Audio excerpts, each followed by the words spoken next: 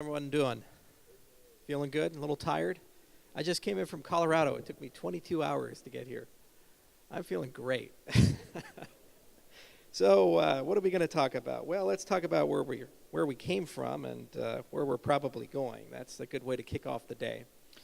So, when I entered the space a long, long time ago, it's actually almost 8 years now. It's 2011. At that time, the only groups of people that were in the cryptocurrency space were criminals, crazy people, and idealists. And we're all probably a mixture of those three groups. My first meetup group I signed up for, only two people signed up for it, myself and someone else. The other person didn't show up, so I had a lovely conversation with myself. Since that time, we've witnessed this grow into a global phenomena, so much so that a camel herder in Mongolia now owns Bitcoin. So what makes it so special? Why do we care? Well, as I say often in many of my presentations, the point of our movement is to have a global conversation about the nature of commerce, identity, property, and value. See, every so often the world changes as a consequence of technological innovation. And the big innovation that's causing the world to change is really the internet and globalization. This idea that we're moving from hierarchical societies where small groups of people decide how their people will work with each other and work with the global economy, to now a system where it's bottom up, where each and every person makes a decision about what they're going to own, what they're going to invest in, who they will do business with. It was inconceivable 35 years ago that someone living in Hong Kong or Australia could have business partners in 100 different countries as a small business. Now this is a fact of life for millions of people. And the problem is that the systems that we have, the systems that sustain global commerce, were never designed for this. Compliance was not designed for this. The flow of money was never designed for this. The notion of reputation, identity, credit, and insurance were never designed for this. And so when information started flowing at the speed of light, when it cost nothing to move information from one place to another, people very quickly started asking questions about how do we move value? How do we make our money work just as fast as email? Then they started asking, well, how do we innovate the entire financial industry? And then they started saying, well, what else can we innovate using this technology? So for a while, people, through imitation, tried to build their financial systems to look a lot like the systems that came before us. So they built these nice hierarchical things like DigiCash, David Chaum and his fellows, and they said, we can digitize your money as long as you trust a central third party. Then people say, well, who should we trust? They say, oh, that's a hard one. So they said, well, what if we can get rid of the central third party and we trust no one? That's kind of a new concept. See, what happens is we would like to rule the world like that, but as we get more complicated, we get more people, eventually society gets to a point where it becomes necessary for us to anoint a leader or a committee or a federation, some sort of ruling class, some sort of ruling group to take care of things. There's never been a time in human history where we've been able to coordinate on scales of millions and billions of people, but there is no leader, there is no committee, there is no group. And that's really the crux of what our industry is about. When you start stripping away all the stuff on CoinMarketCap and the big returns and stripping away the culture and the Lambos and the alpacas and all these cool, clever things and these memes, the crux of our movement is basically how do you decide how to make decisions? How do you decide how to coordinate with people all across the world, in many cases linguistically separated, geographically separated, culturally separated, and still make decisions and still arrive at some form of consensus? That's the crux of it. And for the last 10 years, we've been running that experiment. We grew from nothing to something so significant that there's now tens of billions of dollars and millions of people all around the world that do nothing but think about this. If you look at the paper volume in academia, we see hundreds of papers turning into thousands of papers every year published across the academic spectrum, from economics and game theory to cryptography to programming language design to consensus. And these are all going through the peer review circuits, and tens of millions of dollars of research money is available from governments to continue this exploration. You see thousands of businesses, many here, been here throughout this week and next week and the week after, who work on these topics and build interesting little applications, whether it be something for gold or it be something for credit. Each and every one of these pieces is a little stone in a mosaic that builds its way up to a system that is decentralized in nature. Pretty cool. So there's a natural question to ask, well, where does this go? And there's this concept, this term that's been floated around a lot, this idea of something called a DAO. Has anybody heard of that? Decentralized Autonomous Organization? Yeah, a few people.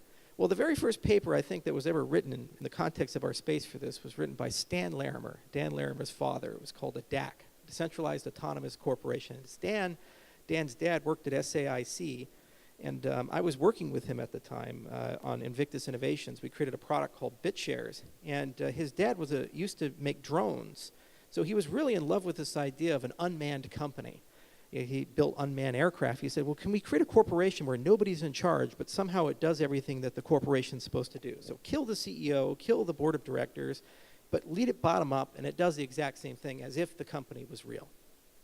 So he wrote a little article, and then Vitalik wrote a series thereafter in Bitcoin Magazine, and then people started chasing this idea. So what is it? Well, succinctly, what a DAO is basically it's a way of aggregating a bunch of people together who want to follow a social contract.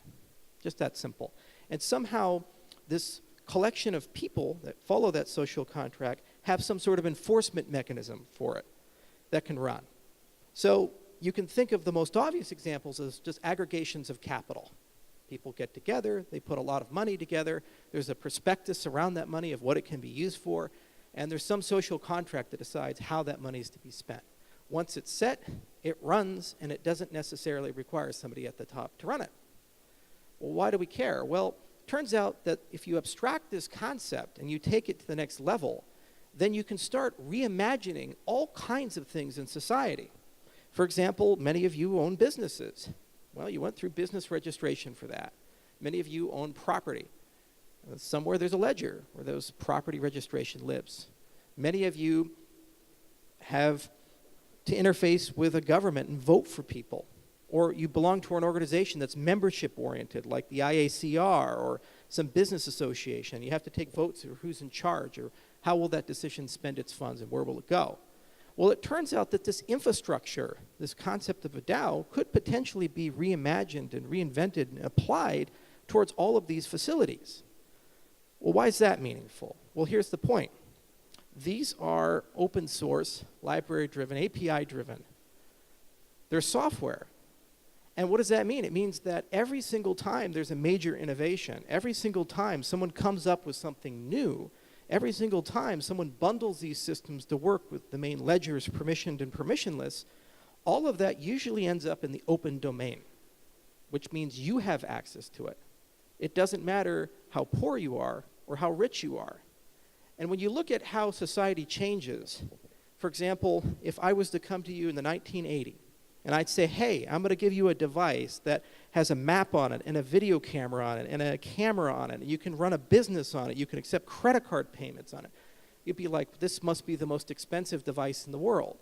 But now it's democratized. Everybody has a cell phone. Everybody has a mobile computing device. So you're able to build infrastructure on top of that.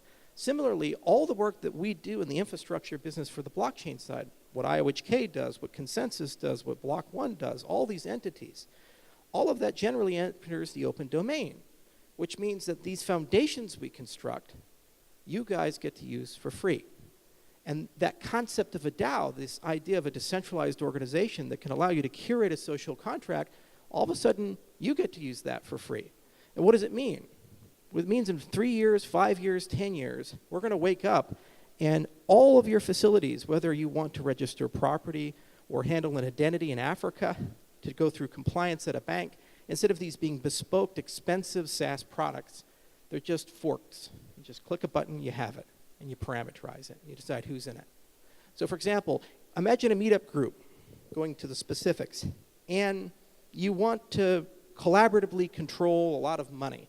Let's say you have membership dues or something like that, and you want to decide, well, how do we spend these funds? Well, maybe the participants of this organization should do that. But not just any participants, engaged participants, people who actually show up and go to the meetings and do stuff. So imagine you could invent a beacon, and you could say, well, we're going to have a meetup, we're going to geotag it, it's on trusted hardware, and we're going to put the beacon somewhere. And then when a person shows up, if their cell phone is within proximity of it for some period of time, let's say an hour, 2 hours, it gives them a token. And the beacon can only mint tokens for the duration of the meetup. And you vote by how many tokens you have. This is a centralized system. It's cryptographically secure. It's going to be ridiculously easy to make. And now I've just replaced every single caucus system in the entire United States for the Republicans and Democratic Party. That same technology that can be used for a meetup group can now be used for basically deciding who gets to be the nominee for a major political party. And the cost is the same. It's all free. And you all already have access to it. You have ARM Trust Zone on your phones. If you have a Samsung phone, you have Knox. You know, if iPhones eventually are programmable with trusted hardware, Intel has SGX, these things are coming. And you can blend those systems with the systems that we construct. So then you have to start thinking, well, what else can I do with that? Well, you have a notion of identity. If you have a notion of identity, suddenly now you have a transnational system where you know who's good and who's bad, who's creditworthy, who's not creditworthy. You didn't have to go through a credit scoring agency. You didn't have to go through a government agency. It's just there. So do you really care now if the person's in Ethiopia or if the person's in Eritrea or the person's in Rwanda or Mongolia? No, not particularly. You have a metric. You say, they look pretty good. And you have a peer-to-peer system to move value between them, to do business with them. So all of a sudden you're going to see trillions of dollars of locked up capital suddenly becoming liquid and moving at the speed of thought. And it's all being organized at the base level, at the decentralized level, not by top-down coordination. So that's what our movement, I think, is all about. And that's where it's functionally going, is this concept of kind of a Darwinian evolution of processes of society. And we have all these structures we've invented over the last 10 years, from DAOs, structures we've invented like smart contracts, which still aren't very smart. And there's a lot to do. Now, there's a cautionary tale in all of this. You see, the world is moving towards digital reality. Cash is dying. And we are increasingly moving towards algorithmic governance. We have a lot of regimes throughout the world that love the idea that they can attach a number to a person, and that number is going to decide whether that person's a good person or a bad person, whether that person should be included or excluded in society. We even do this in the United States to a certain extent. If your number gets too low, it's hard to travel. You get on a TSA watch list. So as a consequence, as we look to the next 5 years, 10 years, 20 years, especially as AR comes in, and all of a sudden you now get the director's commentary on people because your glasses are going to have that, we have to make some decisions about privacy, and we have to make some decisions about autonomy. It's entirely possible to repurpose the technology we're building and put it in a very hierarchical way, if you desired, and have it controlled by a small handful of people who then not only have total control over your money, they have total control over your ability to do things, whether you can board a train or not, whether you can buy property or not, whether you can eat or not, whether it's legitimate to associate with you or not. So in a sense, in addition to these tools that we're building being neutral and open source and composable, they're also a great counter pushback, kind of a new concept, almost like when BitTorrent came for the music industry. We had a way of distributing content which had worked for a while, and then some new technology came out and it kind of turned everything on its head, and the internet invented this concept to try to change the entire reality of distribution, and it eventually won. Similarly, we have a lot of people saying big data and algorithms, these things, can be used to reinforce existing regimes and make them very draconian and make them very terrible. And our movement, in addition to making the world a better place, making the world an easier place, reducing friction, is also a way for us to fight back in a certain respect. So that's where we're going. That's what we're doing. It's going to be a crazy future. A lot of money is entering this space. A lot of money will continue entering. It's kind of funny. We say crypto winter. Guys, I've been in this space since Bitcoin was $1. We're almost at $4,000. If you told me that I was doing something where it would have a 4,000x within a decade, I'd say you're crazy. And we consider this to be the recession. So we're just getting started, you know, and every metric that's reasonable is growing. And you know what? The developing world is really going to embrace this. I'm going to Ethiopia in just 2 weeks. One of our classes is graduating there. If you look at the population dynamics, 70% of the country is under the age of 30. And you don't really have to have a long discussion with them to convince them that they need new money. And most of them are familiar with cell phones, most of them are online, and most of them have used a digital currency or have a friend who's used a digital currency. That's going to be the driver of this world. 106 million person country where 70% is under the age of 30. And it's much the same throughout Southeast Asia, and it's much the same throughout many of the other places in the world. So while the incumbents do have things the way they like them at the moment, within the next 20 years, things are going to change very considerably. And hundreds of millions of people will be entering a parallel economy. And that economy will be defined by what they do.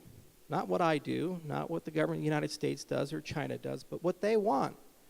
And they'll have access to basically the best of everything. So thank you all for going on this journey with me, and I look forward to seeing where it goes in the next 10 years. Cheers.